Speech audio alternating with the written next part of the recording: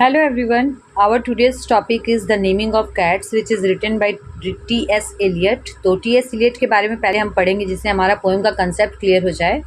T.S. Eliot का पूरा नाम है Thomas Stearns Eliot. Was born in Saint Louis, जो कि सेंट लुइस में पैदा हुए थे।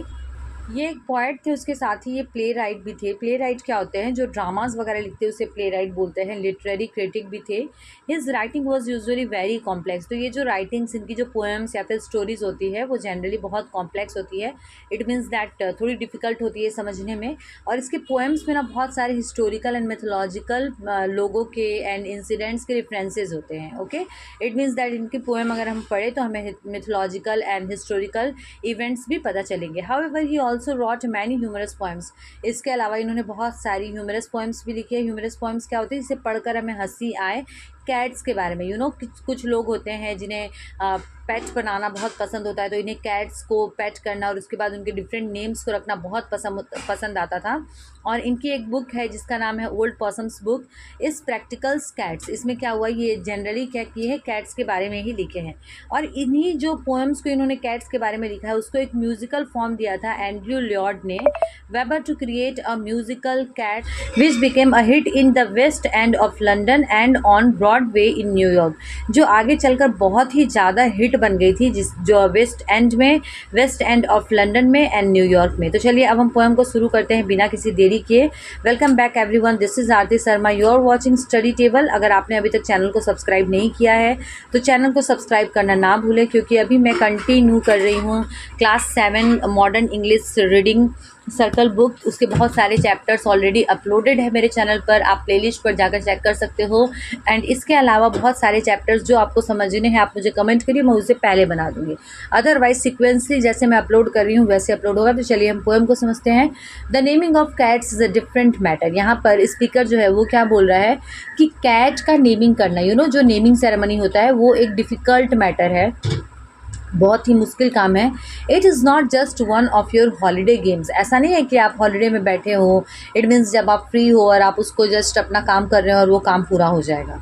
ये काम कौन सा है? कैट्स को एक नाम देना। You may think at first I am as mad as a hatter. तो आपको ऐसा समझ सकता है ये जो as mad as a hatter, जो ये जो फ्रेज़ है इसका मतलब क्या है? क्रेज़ी।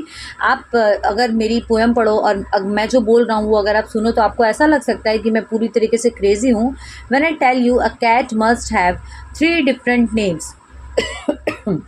सॉरी, यहाँ पर स्पीकर क्या बोल रहा है दैट अगर मैं बोलूँ कि एक कैट को 3 डिफरेंट कैटेगरीज के नेम्स होने चाहिए तो आपको सुनकर थोड़ा सा ऑड लग सकता है, थोड़ा अजीब लग सकता है। ऐसा लग सकता है कि मैं क्रेजी हूँ, but it is not a game of the holiday. First of all there's the name that the family use daily. तो ये देखिए जो 3 डिफरेंट नेम्स जो बता रहे हैं उसमें से पहला नाम कौन सा होना चाहिए? ऐसा नाम होना चाहिए जो कि फैमिली रोज़ उसे बुला सके, सच एज पीटर, अगस्टस, एलेंजो और जेम्स। और ये कुछ ऐसे कैटेगरी है जिसे घर पर जो डेली मेंबर्स हैं वो उसे रोज़ के नाम से उस कैट्स को बुला सके। और ये स्पीकर ने डिफरेंट एग्जाम्पल्स दिए, सच एज विक्टर और जोनाथन, जॉर्ज और bill belly.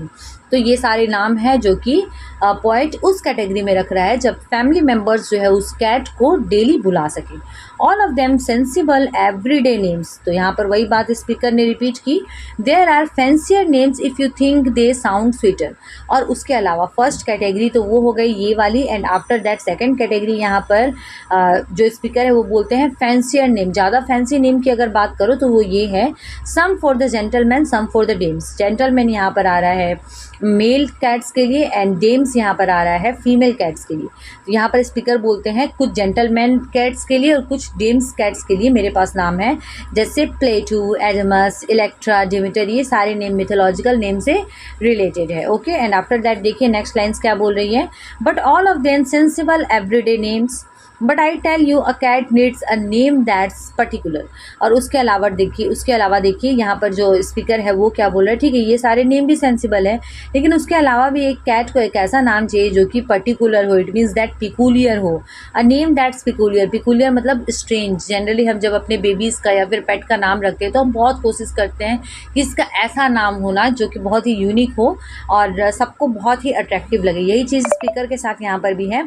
And more dignified, और वो क्या बोलता है, प्रेस्टिजियस भी होना चाहिए, आपकी पर्सनैलिटी आपके नाम से झलकती है, तो पिकुलियर भी होना चाहिए, at the same time dignified भी होना चाहिए।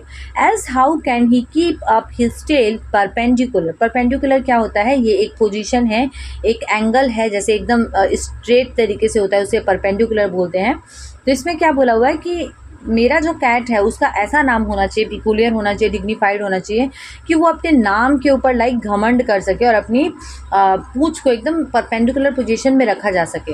अब ये देखिए, जो टेल होती है एनिमल्स की, वो डिफरेंट साइंस देती है कि कब वो खुश है, कब वो गुस्सा है। तो ये ऐसे बोल रहे हैं कि इसका जो परपेंडिकुलर पोजीशन होगा वो एक प्राइड वाला सेंस देगा उसे। और स्प्रेड आउट हिज विस्कर्स और चेरिश हिज प्राइड। विस्कर्स क्या होते हैं, विस्कर्स मीन्स वो जो मूंछ के जगह उनके जो मोटे मोटे बाल होते हैं 5-6, उसे विस्कर्स बोलते हैं। तो वो क्या करे, अपने विस्कर्स को फैलाए और अपने परपेंडिकुलर पोजीशन में टेल को रखे, जिससे कि उसका प्राइड जो है ना वो बहुत अच्छे से शो ऑफ हो सके। Of names this kind I can give you a quorum. Quorum क्या है, क्वेरम मीन्स होता है ग्रुप। तो स्पीकर बोलता है कि अगर इस तरीके के नाम की मैं बात करूं, इस तरीके के नाम की अगर मैं बात करूं, तो मैं आपको कुछ कैटेगरीज दे सकता हूं, जिससे कि पता चले कि हाँ वो बहुत ज़्यादा प्राइडफुल है।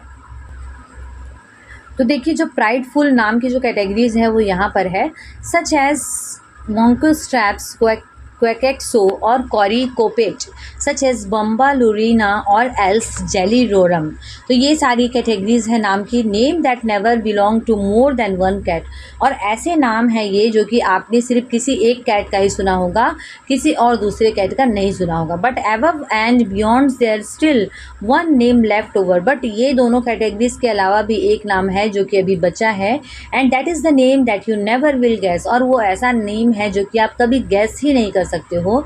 The name that no human research can discover. और वो ऐसा नाम है जो कि ह्यूमन अगर रिसर्च भी करे ना तो डिस्कवर नहीं कर सकता है, खोज नहीं सकता है। But the cat himself knows. और वो कौन सा नाम है, वो नाम है ऐसा नाम जो कि कैट खुद अपने बारे में सोचे। It means that human being का इसमें कुछ लेना देना ही नहीं है। ह्यूमन बीइंग्स अगर चाहेंगे तो दूसरा नाम सोचेंगे, और कैट जो नाम सोच सकता है या सकती है वो ह्यूमन बीइंग्स नहीं सोच सकते। And will never confess. और जो कैट है वो कभी भी किसी को बताएगी भी नहीं। When you notice a cat in profound meditation, जब आप किसी कैट को देखो कि वो डीप मेडिटेशन में है, गहरी सोच में है, the reason I tell you is always the same। और उसका रीज़न क्या होगा, क्यों वो कैट जो है वो profound meditation में है, उसका रीज़न एक ही हो सकता है। His mind is engaged in rapt contemplation। तो उसका जो माइंड है वो ज़रूर rapt contemplation में होगा। contemplation मतलब भी again deep thinking of the thought of his name। तो वो जो कैट है जो डीप कंटेम्पलेशन में है, वो उस समय ज़रूर बहुत गहरी सोच से अपने ही नाम के बारे में सोच रहा होगा। His effanineffable deep the inscrutable singular name. देखिए, ये जो वर्ड्स है इसमें से इनएफेबल मतलब होता है दैट जिसको वर्ड्स में एक्सप्रेस ना किया जा सके। मतलब वो जो कैट है वो ऐसा नाम सोच रहा है जिसको वर्ड्स में एक्सप्रेस ना किया जा सके या फिर किया जा सके, या फिर ऐसा कुछ जो कि इनस्क्रूटेबल हो। इट मीन्स दैट समझने में बहुत ही ज़्यादा डिफ़िकल्टी हो। एंड इनएफिएबल मीन्स यहाँ पर मीनिंग दिया हुआ है a made up of words. It means that ऐसा कोई वर्ड होता नहीं है, यहाँ पर दोनों वर्ड्स को कंबाइन कर ये वर्ड बनाया गया। तो आई होप आपको ये पोएम अच्छी लगी होगी। Thank you so much for watching study table. मिलते हैं नेक्स्ट टाइम एक नए वीडियो के साथ। तब तक stay tuned and don't forget to subscribe study table and please recommend study table with your classmates so that they can avail the benefit of watching the videos. Thank you so much.